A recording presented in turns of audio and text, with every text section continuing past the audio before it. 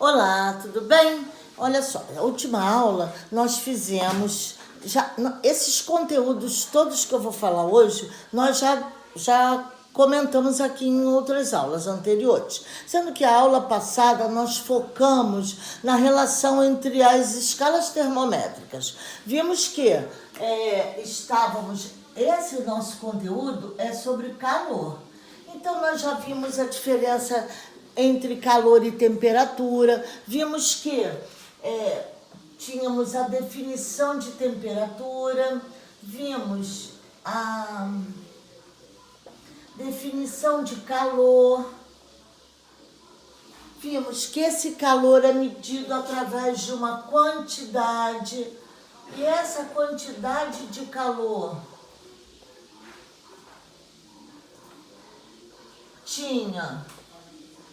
se apresentava de duas maneiras, que a gente poderia ter essa quantidade de calor, chamada de calor sensível. Vimos que tínhamos o calor latente, que aconteciam coisas diferentes entre essas quantidades. Nós tínhamos que no calor sensível a quantidade de calor era referente à mudança de temperatura, enquanto no calor latente nós tínhamos a mudança de estado físico. Vimos que as mudanças de estado físico acontecem entre do sólido para o líquido, do líquido para o sólido, do sólido para o gasoso, do gasoso para o sólido, do líquido para o gasoso e do gasoso para o líquido. Essas são as 6 transformações. Mas, a aula passada, nós vimos as relações termométricas.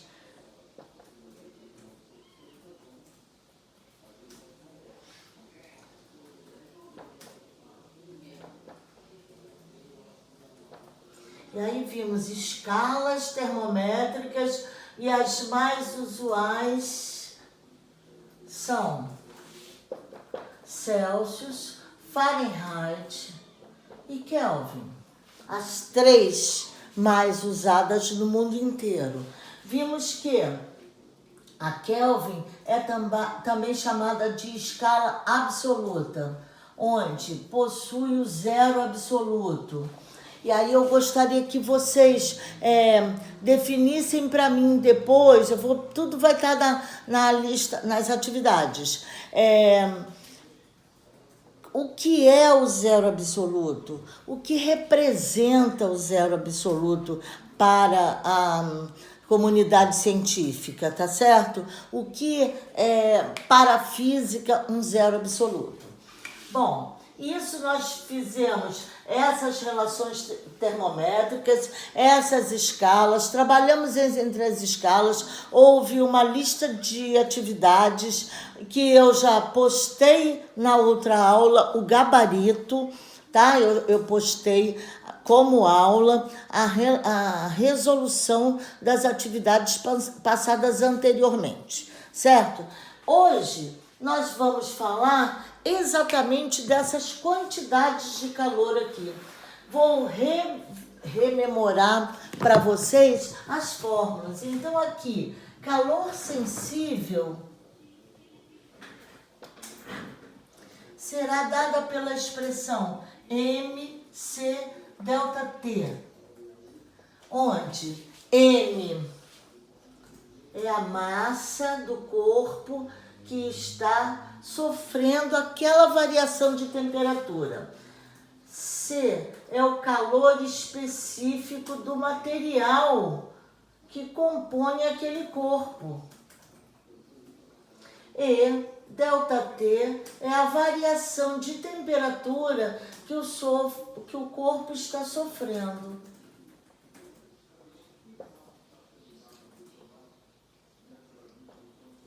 Então, quando isso acontece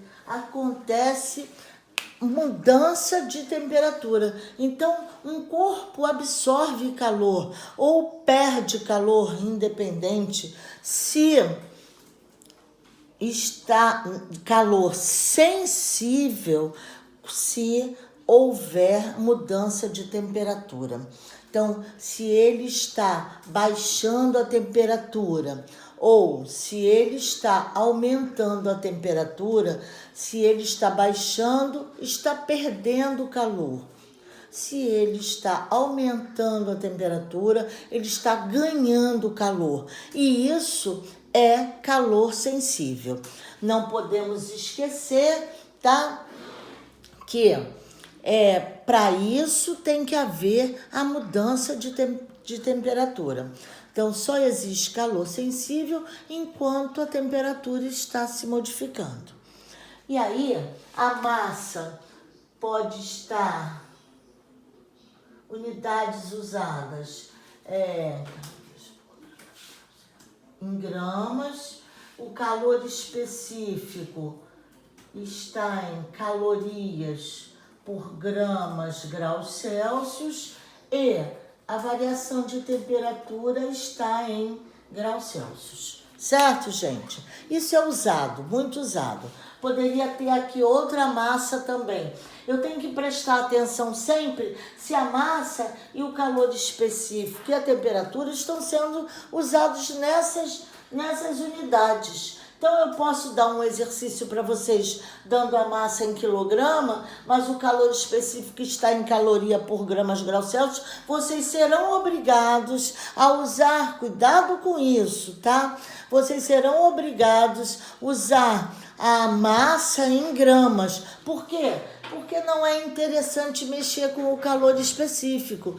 Para nós é interessante mexer nas outras unidades. Da mesma forma que eu tenho que prestar atenção se a temperatura está sendo dada em graus Celsius. Se estiver em Kelvin, eu tenho que fazer o quê? Transformar Kelvin em Celsius para a gente não precisar mexer com calor específico. Então, essa conformidade tem que existir, tá? Para a gente não errar o resultado da atividade, do exercício, tá bom? Então, essa é a quantidade de calor sensível. A outra quantidade de calor antes disso, tem uns calores específicos que a gente precisa saber. Calor específico da água é 1 caloria por gramas graus Celsius. Calor específico do gelo é meia caloria por gramas graus Celsius. Calor específico do vapor também é 0,5 calorias por gramas graus Celsius. Esses são os mais usados. Por quê? A gente trabalha muito com esse material, água, gelo e vapor d'água.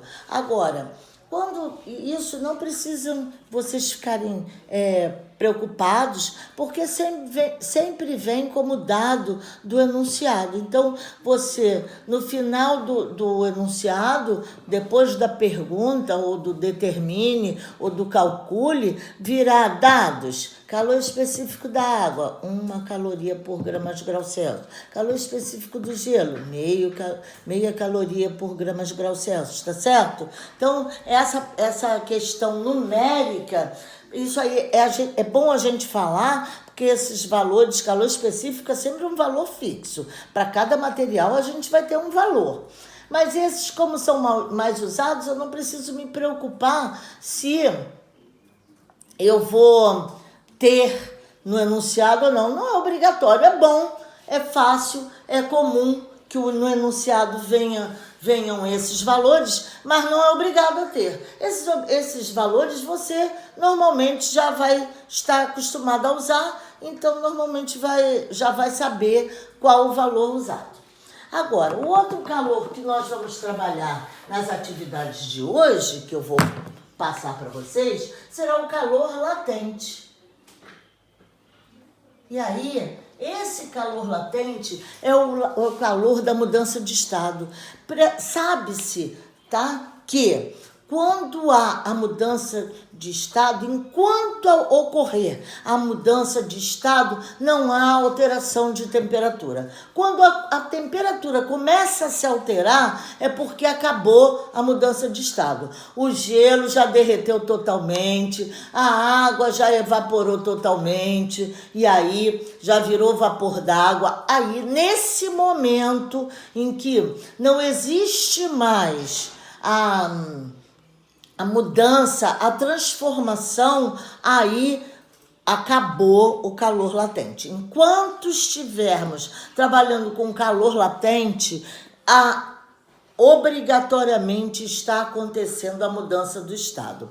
Então eu boto uma pedrinha de gelo dentro do meu copo de Coca-Cola. O que vai acontecer?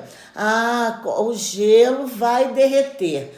Até ele derreter totalmente, não há mudança de temperatura. O gelo estará a 0 graus até que todo ele foi incorporado à Coca-Cola. E aí, o que a gente tem? Mudou, aí passa a ter a mudança de temperatura.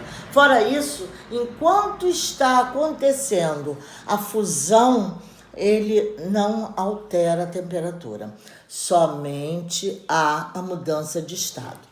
Então, ele é ML.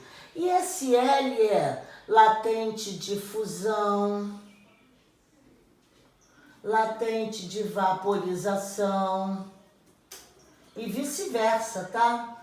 Latente de liquefação, latente de solidificação. Então, a gente vai ter esses valores.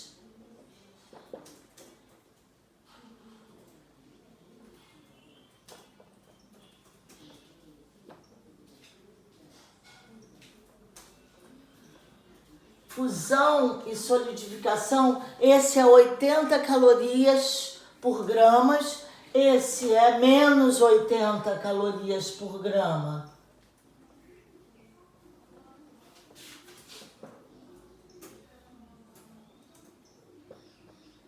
O de vaporização é 540 calorias por grama e o de liquefação é menos 540 calorias por grama. Por que isso? Porque um é mais, outro é menos. Porque para fundir, eu preciso, é como se eu tivesse, ele tem que ganhar quantidade de calor para poder derreter, certo? Enquanto que para ele se tornar sólido, passar do líquido para o sólido, ele precisa o quê? Perder quantidade de calor. Então não é perda de temperatura, é perda de quantidade de calor.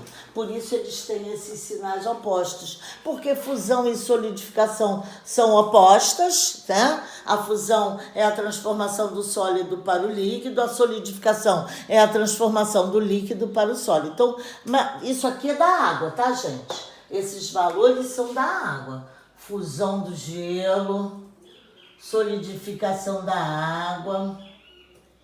Aqui, vaporização do vapor da água, né?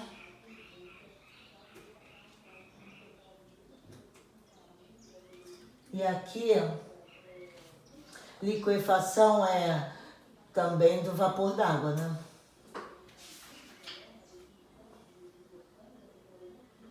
E aí, aqui, ele precisa receber, para a fusão, ele precisa receber essa quantidade de calor. E aqui, para solidificar, ele precisa perder essa quantidade. Por isso, esses valores dos calores latentes são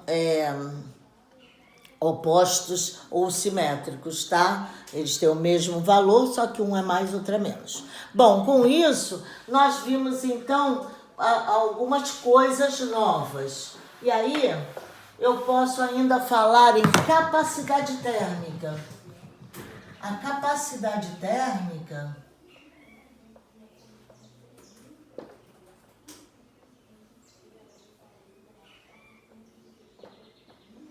é produto da massa pelo calor específico de cada substância. Então, cada substância vai apresentar uma capacidade térmica. Por quê? Depende da massa envolvida que a gente está trabalhando e do calor específico, ou seja, de que tipo de substância a gente está trabalhando, certo? Quando nós falamos em vasos adiabáticos, o que acontece num vaso adiabático? As trocas de calor das coisas que estão colocadas ali dentro acontecem exclusivamente ali dentro. Não há interferência do mundo exterior para acontecer aquelas trocas de calor ali dentro. Então, o vaso é chamado de vaso adiabático, é aquele isolado termicamente, onde tudo acontece, é como se fosse a caixa de isopor perfeita, tá? O cooler perfeito. As trocas de calor que existem ali dentro só existem entre as substâncias, entre os corpos que estão ali dentro. Não há interferência de nada do meio exterior para dentro daquele vaso adiabático, ok, gente? Então, mais uma coisa que aprendemos hoje, capacidade térmica, tá aqui. É o C maiúsculo e ele é o produto da massa, aqui é massa dos corpos, massa do corpo envolvido e o calor específico, certo? Então tá aí. Outra coisa que a gente vai trabalhar nesses exercícios de hoje é a quantidade de calor cedida e a quantidade de calor absorvida. Toda vez que eu estou falando em trocas de calor, eu vou ter este envolvimento, certo? Então, há trocas. Então, estamos com trocas de calor. Trocas de calor.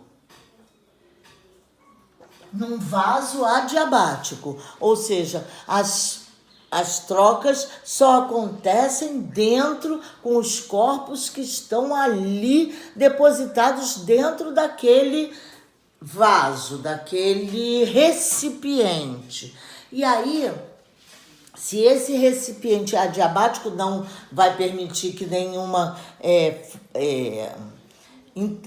interferência do meio exterior para as coisas que estão ali dentro, e aí as trocas vão acontecer ali dentro. Algumas substâncias, alguns corpos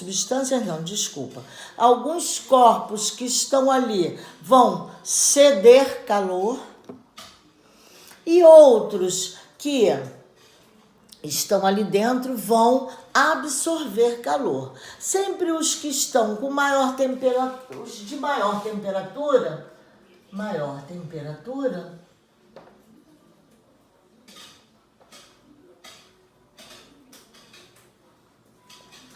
vão ceder calor.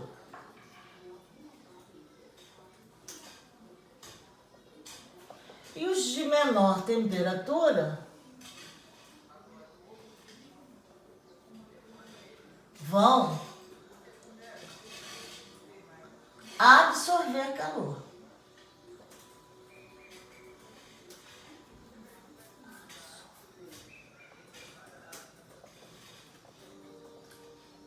Agora, essa cessão de calor ou essa absorção de calor, dois corpos podem absorver calor e só um ceder. Podem dois cederem e só um absorver, e aí, se houver mais de dois envolvidos no recipiente, sempre, se houver só dois corpos dentro de um recipiente, um vai ceder calor, o corpo de maior temperatura vai ceder calor, e o corpo de menor temperatura vai absorver calor. Quando nós tivermos mais de dois, aí é que eu vou começar a me preocupar. Por quê? Vai haver corpo que vai só ceder e o outro corpo que vai só absorver, ou dois corpos vão absorver. E aí depende, eu vou ter que analisar essa história do problema. Outra coisa, que essa absorção ou essa cessão de calor pode ser um calor latente. Obrigatoriamente não precisa ser um calor sensível. Eu posso ter envolvidos um calor sensível e um calor latente. Aí é a história da pedra de gelo dentro do nosso copo com água de uma temperatura ambiente, onde se eu tivesse um vaso adiabático, eu ia colocar uma certa quantidade de gelo, de modo que gelasse aquela água, outra quantidade de água que eu queria tomar a água gelada, tá? Uma temperatura lá determinada. O que vai acontecer? O gelo vai absorver calor da água. Mas essa absorção será o quê? Calor latente, certo? Porque é gelo, ele vai se transformar, ele não fica gelo até o final da nossa operação. O gelo vai se transformar na água, ele vai virar água. Então, nesse momento, está acontecendo o quê? Fusão. Se está acontecendo fusão, é mudança de estado físico. Se está acontecendo mudança de estado físico, o calor que está acontecendo ali, naquela pedrinha de gelo, é o calor latente. Então, a nossa preocupação vai ser essa. Então, se eu digo, eu tenho gelo a 0 graus e coloco dentro de uma bacia com água, a água a 20 graus ou a 30 graus, qual a quantidade para que no final eu tenha água a 12 graus? Então, o que houve? O gelo vai derreter, vai ter aquele momento do gelo que vai ser calor latente. Derretido aquele gelo, ele continua a 0 graus e aí ele vai chegar até temperatura de 12 graus junto com a água que estava a 30 e virou temperatura de 12, certo, gente? Então, esses problemas agora, a partir de agora, são os que nós vamos trabalhar. E aí a nossa preocupação vai ser sempre essa.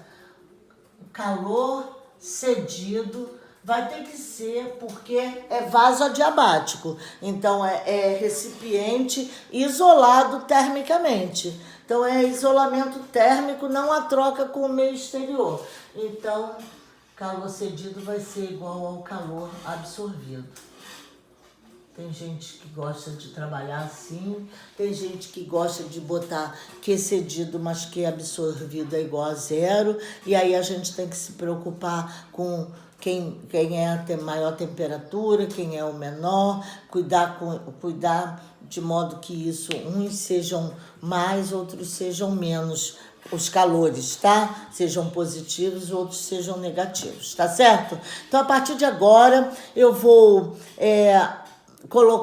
disponibilizar para vocês, através dessa nossa aula aqui, é o final da aula, vou disponibilizar a lista de exercícios que vocês terão o prazo de 1 semana para entregar e tirar as suas dúvidas, tá bom? Tô no ar, tá? Um abraço.